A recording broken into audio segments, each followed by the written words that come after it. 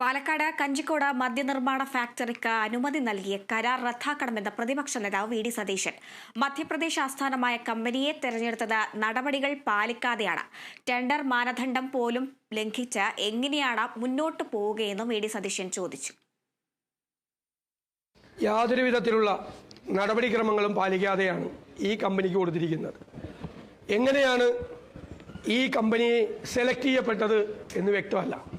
ആരോരും അറിയാതെ രഹസ്യമായിട്ടാണ് ഇത് നൽകിയിരിക്കുന്നത്. ഇവരുടെ ഉടമകളാണ് ഡൽഹി മദ്യവിവാദത്തിൽ ഉൾപ്പെട്ടിട്ട് അറസ്റ്റ് ചെയ്യപ്പെട്ടിട്ടുള്ളവരാണ്. ഇതിൻ്റെ ഉടമകൾ പാലക്കാട് വെള്ളമില്ലാത്ത സ്ഥലമാണ്, അപകടം പിടിച്ച സ്ഥലമാണ്. ഈ സ്ഥാപനത്തിന് ദശലക്ഷക്കണക്കിന് ലിറ്റർ വെള്ളം വേണം.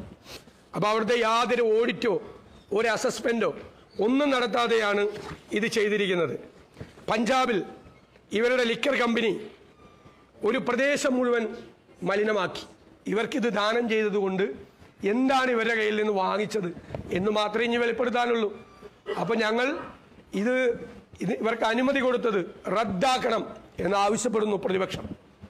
ഇത് കൊടുക്കാനുണ്ടായ സാഹചര്യങ്ങളെക്കുറിച്ച് അന്വേഷണം നടത്തണം.